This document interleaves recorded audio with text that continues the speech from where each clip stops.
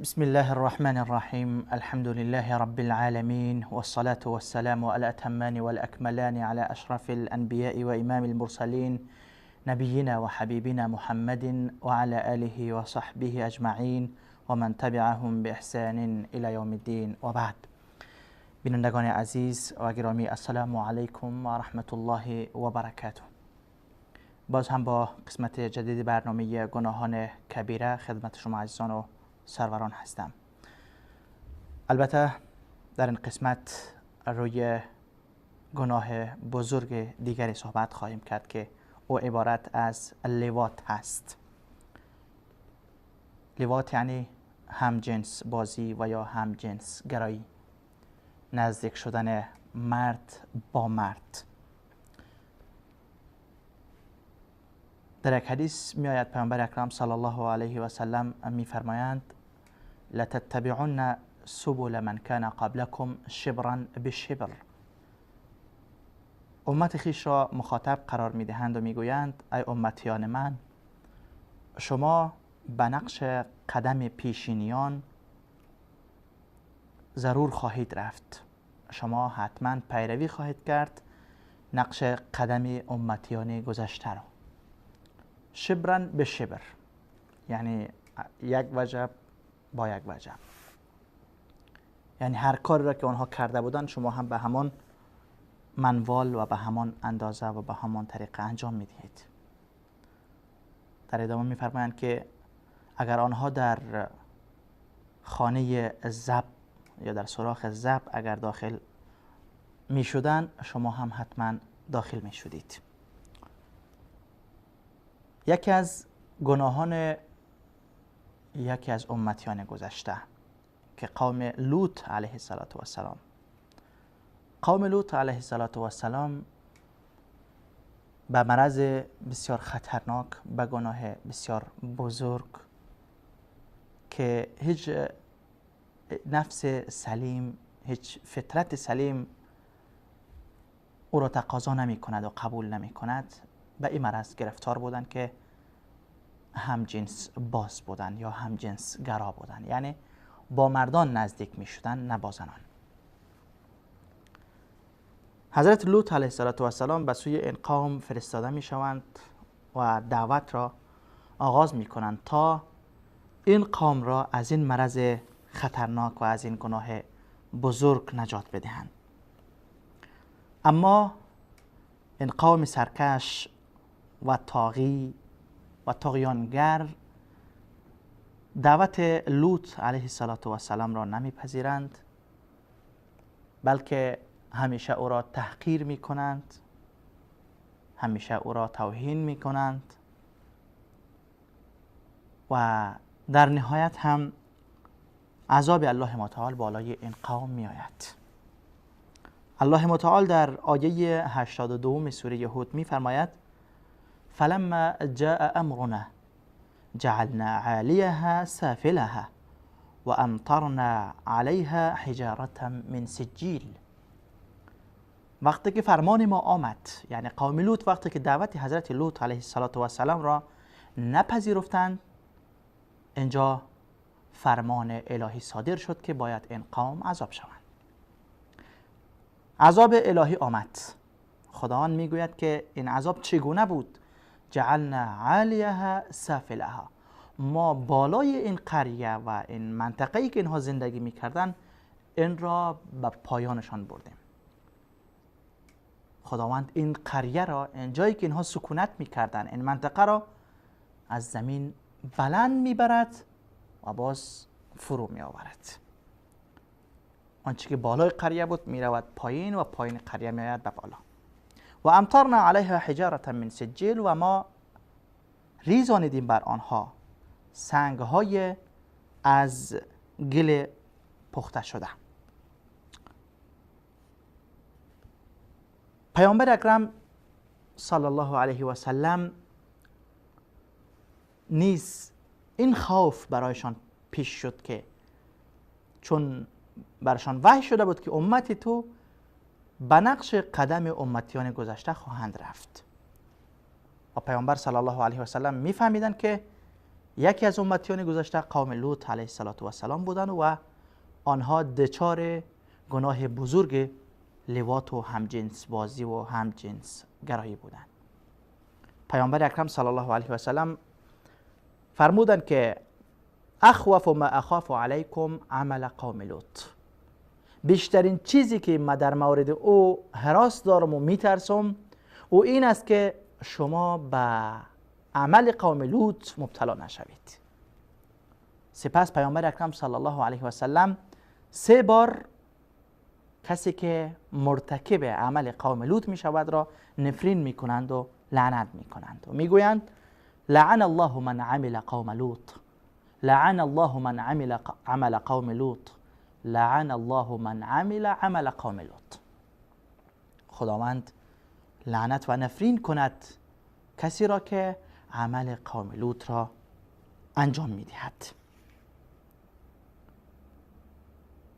و در حدیث دیگر پیامبر اکرم صلی الله علیه و سلم می‌فرمایند که من وجدتموه یعمل عمل قوم لوط فاقتلوا الفاعل والمفعول. شما وقتی که می‌بینید کسی را که عمل قوم لوط را انجام می‌دهد، یک مرد با مرد دیگر نزدیک می‌شود، فاعل و مفعول هر دو را بکشید، قتل بکنید. عبدالله ابن عباس رضی الله عنهما در مورد چگونگی قتل کسی که مرتکب عمل قوم لوط می شود می فرماید که ينظر اعلى بناء في القرية فيلقى منه ثم يتبع بالحجارة كما فعل بقوم لوط. عبدالله ابن عباس رضی الله عنهما می گویند که کسی که مرتکب عمل قوم لوط می شود حد از او قتل است، باید او کشته شود. اما چگونه؟ عبدالله ابن عباس میگوید که دیده می شود در آن قریه، در آن منطقه بلندترین تعمیری، بلندترین قصری را دیده می شود. این فاعل و مفعول را میبرند بالای همان قصر بلند قریه و از آنجا به پایین انداخته می شوند و سپس از همان بالا بر اینها سنگ ریزانیده می شود. دقیقا همان گونه‌ای که الله متعال با قوم لوط کرد و این عذاب را بر سر آنها آورد که آنها را اولا بالا میبرد، قریه آنها را، سپس فرو میارد، به زمین میزند و بعد از آن بر آنها سنگ و سنگریزه ها میبارد. الله متعال در آیه دیگری میفرماید که در مورد قوم لوط البته اتأتون الذکران من العالمین. حضرت لوط میآید به سوی قومش و برشان میگوید که اتأتون الذکران من العالمین، آیا شما با مذکر با مردان نزدیک میشوید و تذرون ما خلق لكم ربكم من ازواجكم، و میگذارید آنچه را که الله متعال برای شما آفریده از همسرانتان. بل انتم قوم عادون، یقینا شما قوم متجاوز و تجاوزگر هستید. مسلمانان و علما بر این اجماع دارند که عمل قوم لوط یکی از گناهان بزرگ و یکی از فاحشه ترین این گناه ها و یکی از قبیح ترین و زشت ترین گناهان بزرگ است که الله متعال آن را حرام گردانیده. در آیه دیگر الله متعال چنین میفرماید و نجیناه من القرية التي كانت تعمل الخبائث. در مورد لوط علیه السلام الله میگوید که ما لوط را نجات دادیم از قریه‌ای که اهل آن، ساکنان آن، باشندگان آن، شهروندان آن عمل خبیث را انجام میدادند. اینجا عمل آنها را عمل خبیث خوانده شده که قوم لوط علیه السلام بودن عمل خبیث و پلیدی را انجام میدادند که مرد با مرد نزدیک میشد، همسرانشان را میگذاشتند و با مردان نزدیک میشدند. در ادامه الله متعال میفرماید که انهم كانوا قوم سوء فاسقین، یقینا بدون شک قوم لوط علیه السلام با این گناه بزرگ، با این فاحشه بزرگی را که انجام میدادند، آنها بدترین قوم فاسق و فاجر بودند. در حدیث دیگری پیامبر اکرم صلی الله علیه و سلم میفرمایند که اربعة یصبحون فی غضب الله و یمسون فی سخط الله، 4 گروه هستند که در غضب و قهر الله متعال صبح میکنند و با خشم و غضب الله متعال شام میکنند. پرسان شد کی هستند این 4 گروه؟ کدام مردمانند ای رسول الله؟ پیامبر اکرم صلی الله علیه و سلم فرمودند که المتشبهون من الرجال بالنساء، مردانی که خود را با زنان مشابه میسازند.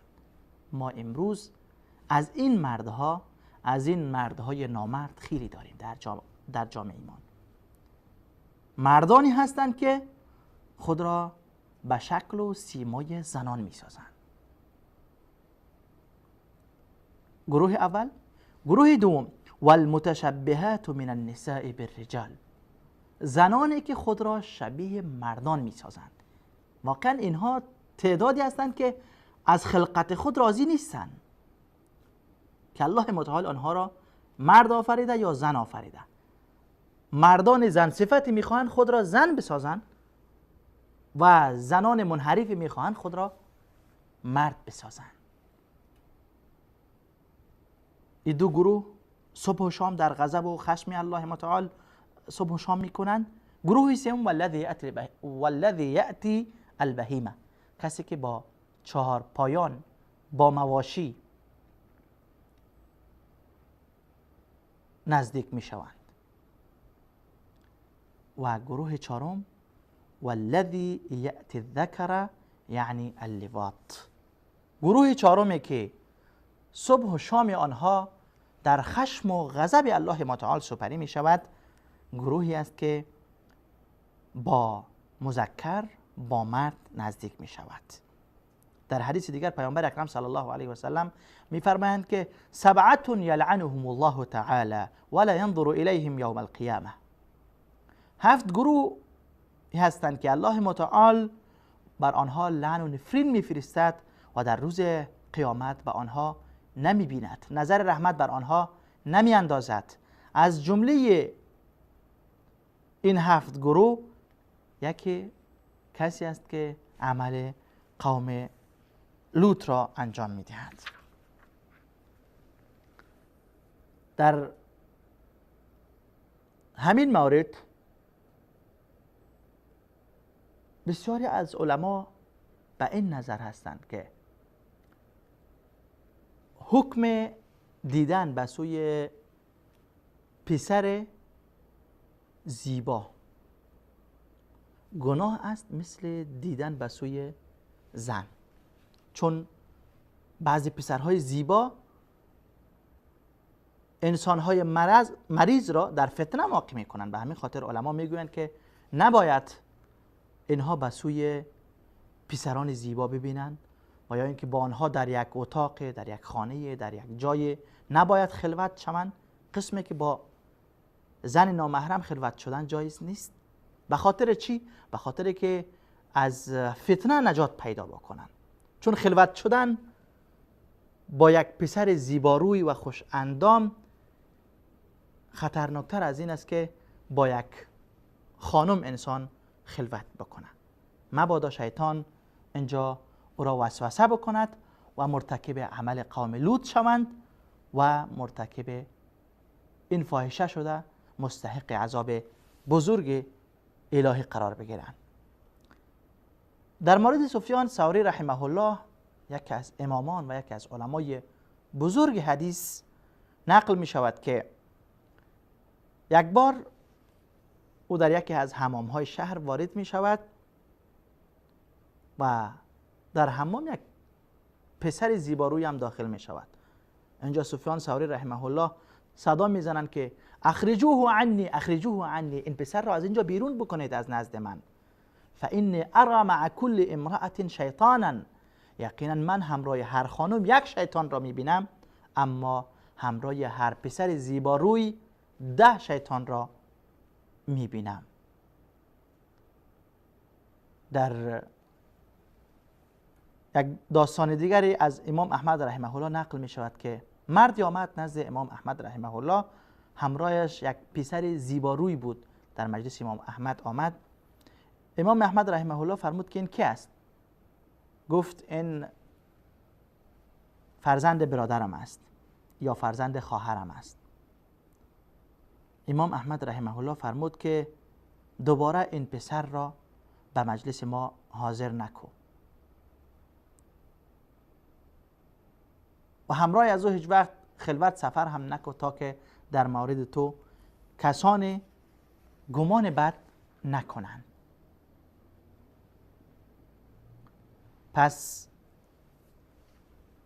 عمل قوم لوط یکی از گناهان بزرگی است. به خاطر سد راه، به خاطر بند کردن رسیدن به این راه، علما رحمهم الله میگویند که نباید انسان با پسران زیباروی خلوت بشود، با آنها هم صحبت و هم سفر بشود، در اتاق، در دکان، در جای تنها با آنها بنشیند. از این چیزها منع میکنند به خاطر مبادا که شیطان او را وسوسه بکند و به عمل قوم لوط گرفتار شود. دقیقا شبیه همین اگر کسی با همسرش از راه عقب یا از دبر، از پشت سر اگر هم بستری می کند و نزدیکی می کند، این انسان هم ملعون است و در احادیث زیادی پیامبر اکرم صلی الله علیه و سلم چنین انسان را نفرین می کنند و لعنت می کنند. پیامبر اکرم صلی الله علیه و سلم می فرمایند که ملعون من اتى حائضا او امرأة فی دبرها. ملعون است او انسانی که با خانمش در هنگام عادت ماهیانه نزدیک می شود و هم بستری می کند. نفرین خدا باد، ملعون باد کسی که در هنگام عادت ماهیانه با خانمش هم بستری می کند و همچنان ملعون و نفرین باد بر کسی که با خانمش از راه عقب، از جایی که او برای این کار اصلا ساخته نشده است، نزدیک می شود و هم بستری می کند. در حدیث دیگر پیامبر اکرم صلی الله علیه و سلم می فرمایند که من اتى حائضا، کسی که با خانمش در هنگام عادت ماهیانه نزدیک می شود و هم بستری می کند و جما می کند، او امرأة فی دبرها، یا با خانمش از راه عقب از دبر نزدیک می شود و هم بستری می کند، او کاهنا، یا نزد جادوگر می رود، فقد کفر بما انزل علی محمد، یقینا این انسان کفر ورزیده است به آنچه که بر محمد صلی الله علیه و سلم نازل شده است. الله متعال در قرآن کریم می‌فرمایند که نساؤکم حرث لکم، خانم‌های شما، همسرانتان برای شما کشت و زراعت است. فأتوا حرثکم ان شئتم، شما بجای بیایید که آنجا کشت شود، زراعت شود، حاصل بدهد، میوه بدهد، که او راهی پیش است که از اونجا فرزند تولد می شود، انسان به نسل می رسد.